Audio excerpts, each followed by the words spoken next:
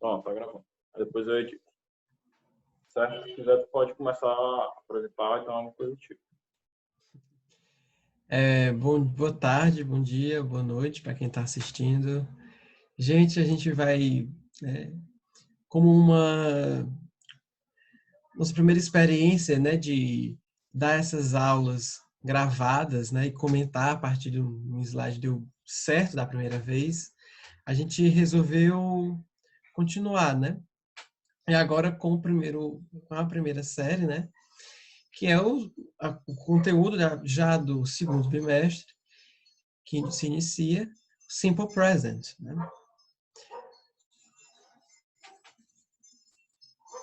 Pode passar. Certo, vamos lá. No caso, vamos apresentar hoje eu e o Fábio, né? A gente vai continuar com aquela dinâmica da aula Isso. passada. Que essa aula só é para todos os primeiros. Primeiro A, B, C e D. Vamos lá. Uso do Simple Present. Vai lá, Fábio. Pronto. O Simple Present, né, ele é um tempo verbal utilizado para indicar ações habituais que ocorrem no presente. Então, o Simple Present no inglês, ele é o nosso presente do indicativo, né? Então, nós vamos utilizá-lo para falar de ações repetidas, de ações usuais, de rotina, né? Então, quando você quer falar sobre o que é que você faz sempre, né? Ou seja, como se você tivesse uma linha do tempo não é o que você está fazendo exatamente agora, mas é o que você costuma fazer todos os dias, né? Fatos que não mudam, por exemplo, a Terra é redonda, né? Então, fatos são coisas que não mudam, a gente vai utilizar o Simple Present para falar de sentimentos, de desejos, de opiniões, de preferências, né? Então, por exemplo, I always wake up at 6 o'clock. Eu sempre acordo às 6 da manhã, né? Ou seja, isso é uma rotina. She eats pasta every Sunday. Ela come macarrão todo domingo. Ou seja, é uma coisa que faz parte da vida dela, está no presente e que se repete, tem um hábito, né? Então, o Simple Present ele está muito relacionado ao hábito da pessoa, aos seus hábitos, né? The sun goes down every day. É um fato. O sol se põe todo dia, né? Ele se põe e ele nasce, né? Ou seja, coisas que não mudam. We love to watch soap operas at night. Nós amamos assistir novelas à noite. Ou seja, aqui são é uma preferência, né? I think we have to plant more trees. Ou seja, eu penso que nós devemos plantar mais árvores. Ou seja, é uma opinião, né? Então, quando você tem ações que não mudam ao longo do tempo, ou que elas representam o seu presente estado, você usa o Simple Present. Estado atual, né? Sim, é a coisa mais atual. No caso, eu diria também que o Simple Present é a forma mais utilizada, né, no dia a dia. Aquela que representa um estado atual, Sim. certo? Pode ser rotineiro, né? Tipo aquela frase que o pessoal diz, né? Quer me matar, vá tal canto que eu vou estar lá tal dia e tal hora. E todo aquele dia eu estou lá, né? É um fato Exato. rotineiro. Então a gente expressa, não necessariamente você tem que estar praticando aquela ação naquele momento. Pode ser algo que acontece corriqueiramente, né? Então a gente utiliza uma estrutura gramatical, né? A gente utiliza substantivo, utiliza verbo, utiliza adjetivo, utiliza a parte morfológica, né? Para poder formar uma estrutura que indique algo à pessoa que está recebendo aquela informação, né? Então, vou entrar até depois em detalhes sobre essas formas, né, das frases e essa estrutura. Depois a gente vai discutir um pouquinho para entender por que a gente segue algumas regras, né? Então, o que é que acontece aqui? Com esses exemplos aqui, são os mais comuns, né? I always wake up, she eats fast, the sun goes. A gente vai aprofundar com alguns detalhes depois, né? Certo? Vamos lá para o próximo slide. essa parte aqui que eu quero aproveitar e falar, né? A conjugação como indicação. Coloquei isso porque muitas coisas não indicam fatos, né? Nos indicam fatos. Não necessariamente eu preciso falar para indicar algo. E até por isso coloquei algumas imagens aqui, né? Coloquei uma imagem que representa o quê? O que é que representa essas setas aqui em forma de triângulo, fazendo um movimento circular? Quem conhece sabe que isso aqui representa a reciclagem, né? O reaproveitamento de material. Ele entra no ciclo de reaproveitamento. Esse símbolo aqui, para quem conhece, representa o quê? Perigo de fogo, né? Perigo de explosão, algo do tipo. E essas imagens aqui seriam o quê? As pessoas são consideradas aquelas pessoas que teriam um atendimento preferencial, né? Idosos, gestantes, portadores de deficiência física, pessoas acompanhadas por crianças de colo, portadores de alto positivo, né? Que possuem soro positivo, que possuem HIV, né? O que é que eu digo? No português, a gente pratica isso todo dia e nem percebe. Através do quê? Da conjugação. A conjugação seria a indicação do que a gente pretende passar de informação. Essa informação, ela já aconteceu, ela está acontecendo agora ou ainda vai acontecer? É algo que é um fato? É algo que só existe na minha cabeça? Oi. Esse aqui é do autismo, né, não? Autismo, eu confundi, né, cara? Foi Mal, ó. Pra você Esse aqui ver, é o tem do que ter um autismo. conhecimento prévio, né? É porque tá muito pequeno aqui. Autismo, é verdade. Autismo. O outro símbolo seria uma faixa vermelha, né? Todo vermelho. O HIV é todo vermelho. Eu não vi as cores. Desculpa aí, pessoal. Autismo, né? Foi mal. Acontece. Aí o que acontece? Retomando, a conjugação seria a indicação de tempo, né? Se aconteceu, se algo já passou, está acontecendo no momento, vai acontecer. Se é algo que é fato, é certeza. Se é algo que só existe na nossa cabeça, ou se é algo que a gente quer que aconteça, quer forçar o acontecimento. Certo? Em português tem até os modos verbais, né? Que seriam indicativo, subjuntivo e imperativo. Por exemplo, quando eu digo assim, eu canto, só em eu falar essa frase, conjugar o verbo cantar, eu colocar canto, eu já estou indicando o quê? Que isso é um fato, isso realmente acontece. E acontece nesse momento, porque é o quê? É o indicativo, ou seja, o indicativo ele exprime fato, certeza, discurso sobre algo, né? Está no presente, está acontecendo nesse exato momento. Nós cantávamos, seria o quê? Indicativo no passado, né? O pretérito do indicativo. Então, seria o quê? Algo que já passou, já aconteceu, certo? Eu tenho certeza que realmente aconteceu. Eu cantaria, essa conjugação indica o quê? Essa indicação de cantaria seria algo subjetivo, certo? Que só está acontecendo na minha cabeça, ou então eu exprimi alguma condição para acontecer. Hipótese, certo? né? É uma hipótese, né? Alguma coisa do tipo. Uma dúvida, não sei se aconteceu, realmente eu não tenho certeza. E a frase que ele cante, eu estou dizendo que, olha lá, rapaz, cante agora, eu quero ver você cantar, eu estou mandando você fazer isso, eu quero que isso aconteça. Certo? Não quer dizer que seja no momento futuro ou passado, né? Cante seria algo, uma ordem, né? Certo? Então, essa conjugação no português, ela ajuda a indicar fatos, né? A entender. No mesmo jeito vai acontecer no inglês. E a gente vai utilizar as estruturas gramaticais para que vocês possam entender a indicação do fato.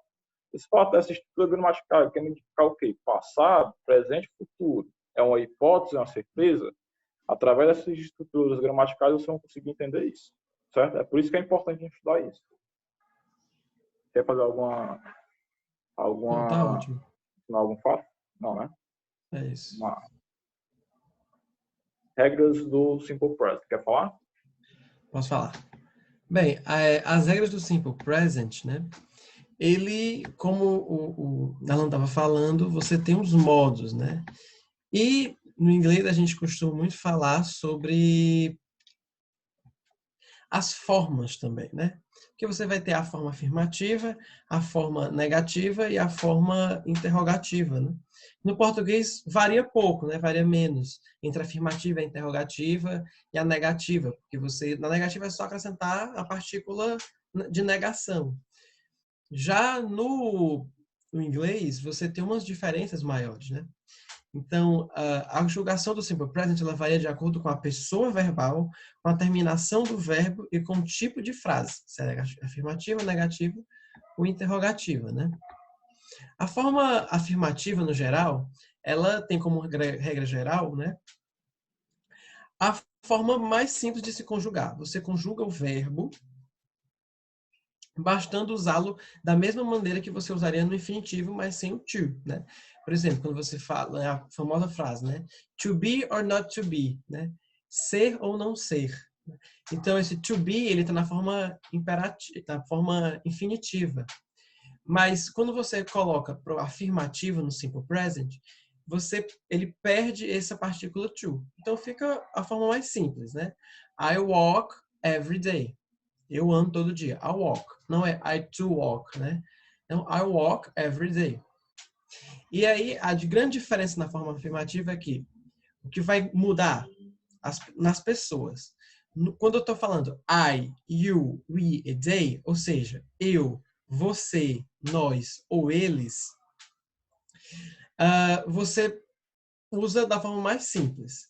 Quando você está falando na terceira pessoa do singular, e qual é a terceira pessoa do singular no inglês? He, she ou it. Né? Ele, ela ou it, que é para objetos, né, coisas e animais. E você acrescenta o S, o ES ou IES no final. Né? Por exemplo, study.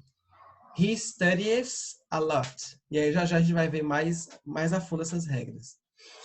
Forma negativa. A forma negativa do simple present, ela é formada com o uso dos verbos auxiliares do e das, né? Então, aqui não basta só colocar o not, né? E é muito comum ver as pessoas, as pessoas geralmente quando estão aprendendo, colocar, eu quero negar algo, ela pega a forma afirmativa e coloca o not. Como a gente faz no inglês, ou como a gente faz no português. Então, a gente tem que ter muita atenção em ver como de fato fica. A gente tem que usar o do.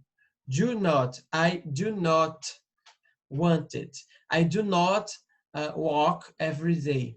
Né? E aí a gente vai utilizar a forma contraída também. Do, does, do, don't. Né?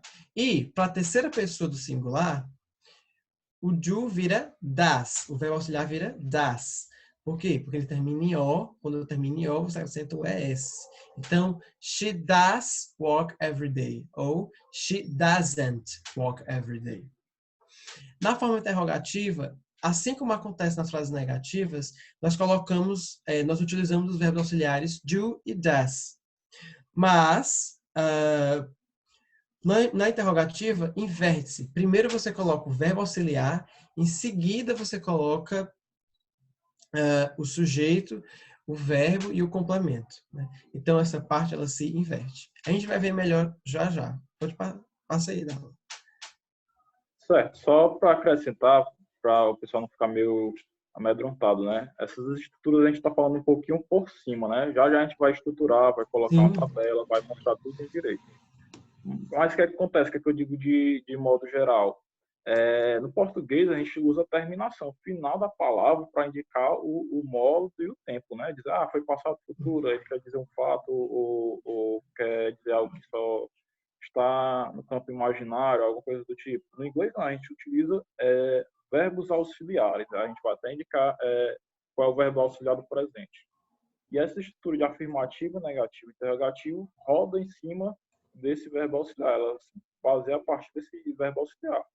É importante dizer também que o inglês é uma das línguas mais fáceis com relação a isso, conjugação. É uma das mais simples, certo? Diferente do alemão, do russo, do português, do francês, do espanhol, todos têm terminação de conjugação, né? No inglês, não. Poucos são os verbos que têm conjugação no presente, né? Sim. E o do, ele é um verbo. Ele pode, quando ele é verbo principal, ele tem um significado, que é o fazer, né? Mas quando eu coloco do como verbo auxiliar, ele não tem nenhum significado próprio, né? Então, quando eu falo I don't walk every day, eu quero falar eu não caminho todos os dias, né? Esse do, ele não tem um significado próprio. Mas ele, quando é verbo principal, tem um significado, que é o verbo fazer. Ele é meio que um quebra-galho, né? Ele faz dois serviços ao mesmo tempo, né? Sim. Peguei aqui. Aqui as estruturas, né? É. E aqui são as estruturas bem mais, a gente perceber elas mais detalhadas, né? Então, observem as cores, né? O sujeito, ele está de verde, o verbo principal está de amarelo e o complemento está de branco. É Por bom exemplo, até lembrar, Fábio, antes de comentar, qual é o papel do sujeito, do verbo principal e o complemento, né? O sujeito, o que é que acontece? Geralmente, se não for um fato natural, né? Um fenômeno natural, alguém tem que praticar alguma ação, né? Alguém tem que fazer algo acontecer. Não existe esse negócio de acontecer naturalmente, a não ser que seja um fenômeno natural. Então, sempre numa frase, a gente vai encontrar sujeito, verbo e o complemento, né? Que seria, pode ser um objeto, né? Já o direto complemento aquela que é a informação da frase, né? Isso. Então, o que acontece? Geralmente, o sujeito é aquele que faz algo acontecer, que pratica uma ação, certo? E o verbo é essa ação, certo? Sim. Essa ação tem que refletir sobre alguém. Por exemplo, eu jogo bola, certo? Eu sou o sujeito que vai praticar a ação. Jogar é a ação em si. E bola, ela está sofrendo o quê? Ela está sofrendo a minha ação. Ela está sendo movimentada por mim, certo? Ela vai ser chutada, ela vai ser tocada, por aí vai. Ela vai sofrer ação em mim, certo? Então a gente presta atenção, muita atenção nessas estruturas aí. Tentem identificar quem é que pratica a ação, quem é a ação, qual o verbo que exprime a ação e quem é que sofre a ação. A partir daí vocês vão entender. E no inglês é muito, muito, muito difícil uma frase não ter um sujeito. Geralmente ele tem um sujeito, né? No português, aí você tem até um sujeito oculto, você não, às vezes tem frases que são orações sem sujeito, mas no inglês não. No inglês poucos são os casos em que você não encontra o sujeito. Então sempre coloque o sujeito, sempre procure o sujeito. É uma boa dica, inclusive, para você saber de que essa frase está falando, né? Se ela é indicativa, se ela é subjuntiva, se ela é imperativa, enfim, quem é que está fazendo a ação. Então aqui, I live in Brazil, você percebe que nesse caso, como eu estou usando o I aqui, they prefer Italian food. They, o verbo principal ele não sofre nenhuma alteração, como a gente tinha dito, né? I, you, we e they não sofre nenhuma alteração. Mas aqui, como você tem o she, que é a terceira pessoa do singular, o verbo watch, que é assistir, she watches, então vira watches, com ES no final. Você acrescenta o ES, né? To watch. A negativa, como a gente pode perceber, você tem o acréscimo do verbo auxiliar. E aí, quando você tá, é importante observar. Quando você utiliza o verbo auxiliar na terceira pessoa, o verbo principal ele não se altera. Então, por exemplo, I do not live in Brazil, né? Ou seja, eu estou negando. Aqui eu estou falando, I live in Brazil. Eu vivo no Brasil. Eu moro no Brasil. I do not live in Brazil. Ou seja, eu não vivo no Brasil, né? E o don't é a contração. Do mais not, como a Alan está escrevendo aí. E aqui, quando a gente está usando she doesn't, que seria o quê? Does mais o not, observe que o verbo ele não muda. She watches TV every day. She doesn't watch TV every day. Né? Então, o verbo aqui ele não se altera. Ele só vai alterar, só vai acrescentar esse S no modo afirmativo. E se a gente for falar da maneira interrogativa, é a mesma coisa, muito parecido com o negativo. A diferença é o quê? É que se inverte. O sujeito, na negativa, o sujeito vem primeiro Na negativa, o sujeito vem primeiro e depois você tem o verbo auxiliar. E na interrogativa, você primeiro tem o verbo auxiliar e depois você tem o sujeito. Então, você quer fazer uma pergunta? Do you live in Brazil?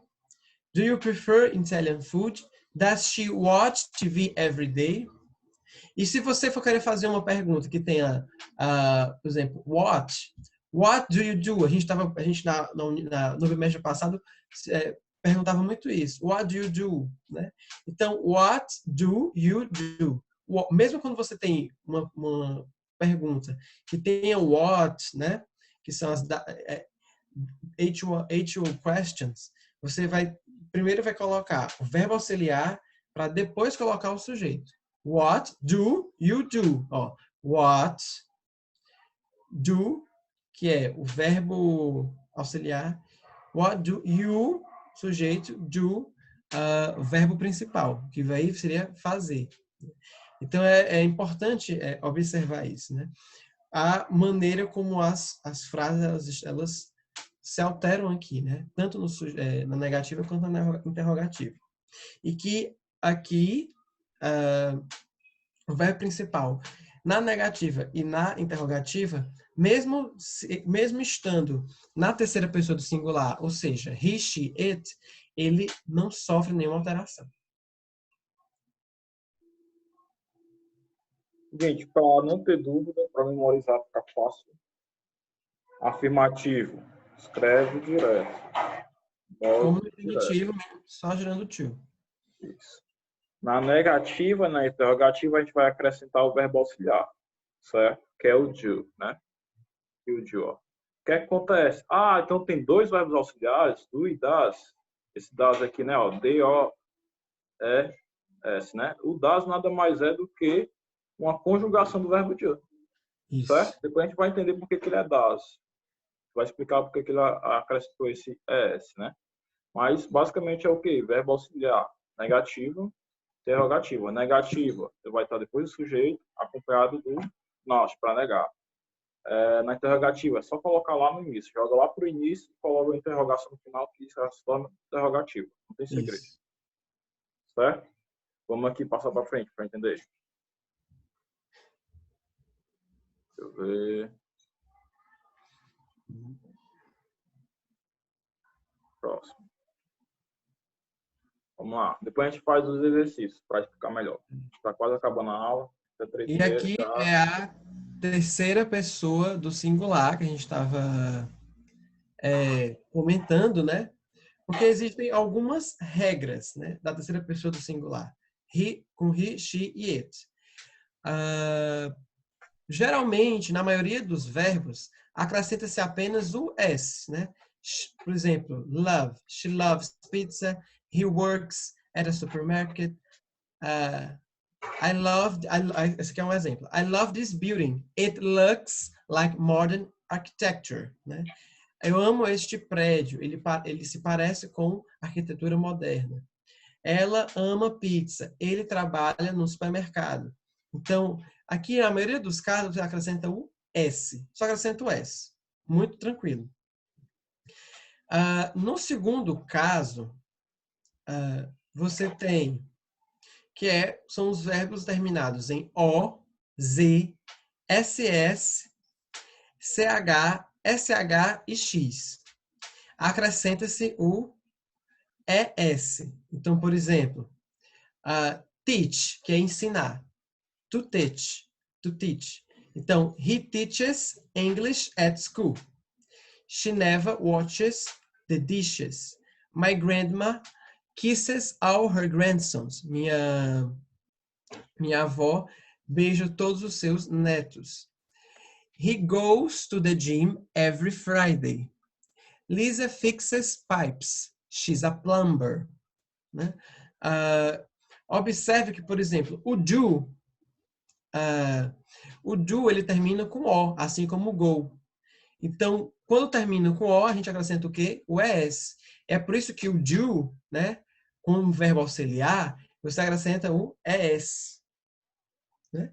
Você acrescenta o ES porque como ele termina em O, é a regra, você acrescenta o ES. assim como go. He goes to the gym every day. Se fosse na primeira pessoa, I go to the gym, né? Do. I do my homework. Eu faço a minha tarefa de casa. She does her homework. Ela faz a tarefa de casa dela. E assim vai, né? E o terceiro caso são verbos terminados em Y precedido de consoante, né? Quando ele está precedido de uma consoante, retira-se o Y e acrescenta-se o IES. Então, study, que o infinitivo é to study, S-T-U-D-Y. Peter studies mathematics.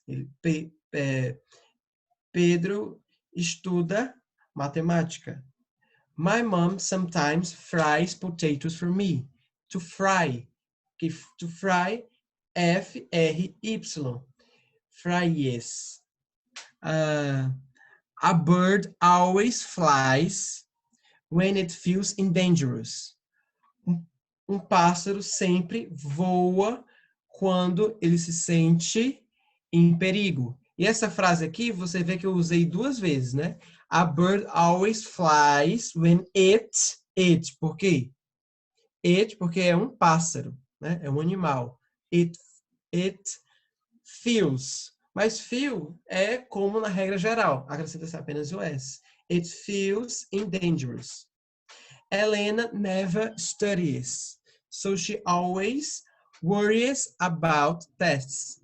Aqui, duas vezes. Helena nunca estuda, então ela sempre está preocupada, ela sempre se preocupa sobre testes, né?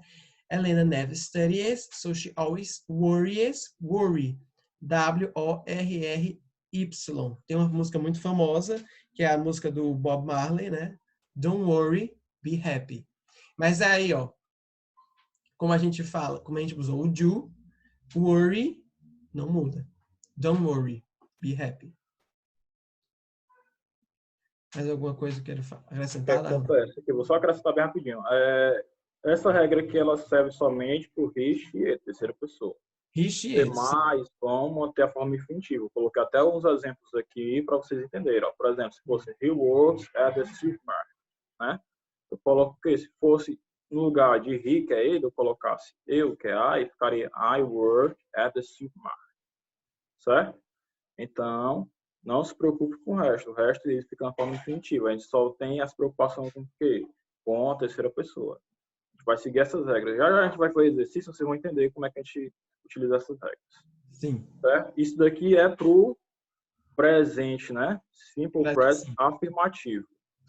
O que acontece se for negativo? A gente esquece tudo de conjugação e a gente vai trabalhar em cima do verbo auxiliar, não é isso? Isso. A gente vai trabalhar se for negativo ou interrogativo, o que vai mudar, o que vai estabelecer é o verbo auxiliar, não o verbo principal. Isso. Deixa eu ver aqui. Próximo aqui. O que acontece, ó? O verbo auxiliar do presente é o do. Cada tempo verbal tem um verbo auxiliar, certo? No passado é o quê? É o did. O did nada mais é que a conjugação do do, certo? É o passado do do. Já no futuro eu tenho o will ou o going to, que é outra estrutura, que a gente vai estudar depois, que é característica da língua, certo? Mas não se preocupe. Cada tempo verbal tem um auxiliar. Nesse caso aqui é o do. Certo? Esse do para negação, nada mais, nada menos, você vai acrescentar o not, que é o não. Certo? Então, sempre vai ser primeiro o verbo auxiliar, depois o not. Verbo auxiliar, not. Então, eu coloco I do not. Certo? You do not. Ou, se eu quiser falar rápido, acaba acontecendo o quê? Uma contração. I do not. I don't. You do geralmente, not. You don't. e geralmente eles contraem, né? Geralmente é contraído. Você só usa a forma estendida, do not, quando você quer dar mais ênfase, né? Quer dar ênfase. Quando ele quer dizer o não propriamente dito. I do not agree with this statement. Eu não concordo com essa declaração. Certo? Quando ele quer afirmar, dizer com veemência que ele nega algo. Certo? Então a gente coloca separado. O dia a dia, com você vai falando rapidamente, você vai acabando o quê? Vai diminuindo, vai dizer flat, mas não é flat não. Você vai diminuindo, vai contraindo as palavras para ganhar tempo, ficar mais ágil, certo? Depois o pessoal diz, não entendo. Por quê? Porque o pessoal junta as palavras. Depois a gente explica isso aí. Então, ó, pro do, o do ele vai servir de modo geral, certo? I, you, we, they, todos os sujeitos, menos he, she, it, terceira pessoa. He, she, it, ele não tinha contração, não conjugava, acrescentava o s. Mesma coisa. A gente vai colocar o quê? Em vez do do, a gente vai colocar o das. O das é terminado em o. Se o verbo é terminado em o, a gente acrescenta o quê? O s, fica das. D-O-S. Então a gente coloca o quê? He does not. He doesn't. Contração de does, not é doesn't. She does not. She doesn't. It does not. It doesn't. Certo? E o resto a gente copia. Coloca no infinitivo. Então, por exemplo, she doesn't love you anymore. She doesn't love you anymore. Ela não gosta mais de você. Certo? A gente colocou negativo. Eu poderia colocar she does not love you anymore. Poderia colocar. Certo? Agora, se for na interrogativa, eu jogo essa interrogativa lá pro início. Eu coloco o verbo auxiliar lá no início. Ficando o quê? Does she love you?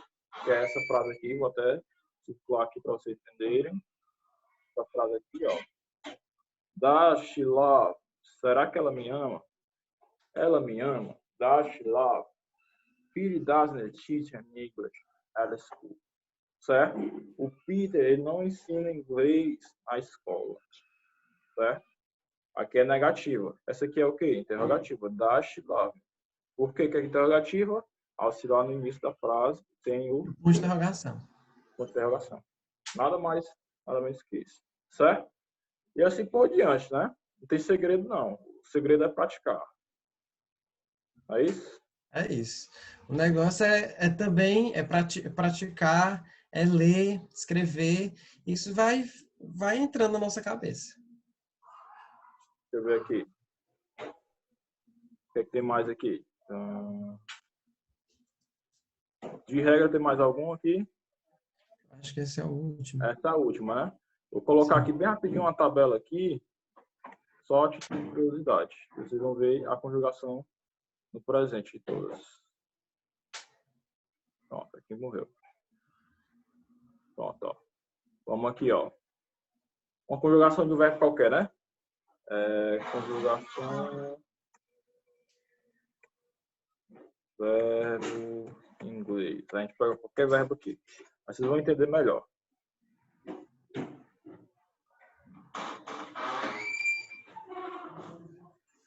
pegar uma tabela aqui. Pegar o gol, né? O gol terminado em O. O gol deve acontecer o que com o gol? Se tiver terminado em O, ele tem que ser acrescentado o ES, né? Perceba, ó. Conjugação de todos. Só quem se modificou, quem foi? O goes. He, it, goes. Terceira pessoa. Certo? Outra regra aí que tu lembra aí, Fábio. Outro verbo? Outro verbo. Case, né? Case. O que acontece com case? Acrescenta ES, né? ES, porque termina com SS. O resto dos sujeitos você não modifica, né? Diz outro verbo aí. Look. Look, né? Vamos lá. Look. Que é olhar.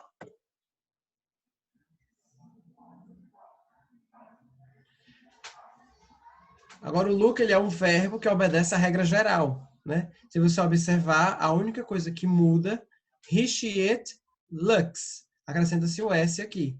Mas ou seja, é a regra geral da terceira pessoa do singular.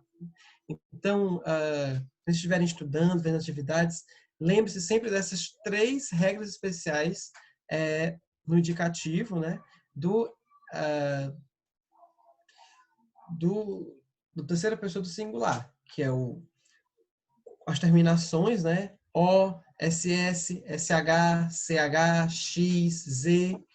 Quando ele termina quando ele termina em Y, né? Y precisa de consoante. E atenção, precisa de consoante. Se você, por exemplo, colocar play, né? Play soccer, vira plays, porque o Y está preciso de uma vogal. Tá acabando aqui, né? O tempo, É, Alan. tá Acho acabando, um minuto. O que é que vai bem, essa acontecer foi aí? o vídeo de explicação. Isso. A gente espero que vocês gostem. Deem feedback pra gente, né? E tal. Como é que tá? Como é que você tá gostando? Se tá faltando alguma coisa. E aí a gente vai fazer uns exercícios depois, né? Isso. A gente vai tentar seguir um algoritmo, né? A gente vai tentar seguir um passo a passo para vocês resolverem o exercício, sempre ensinando como é que você vai começar a fazer esse exercício. Eu geralmente começo fazendo isso, depois isso e isso. Aí vocês tentem assistir essa aula, porque ela vai ser complementar essa primeira, né? Isso. Vocês vão entender de modo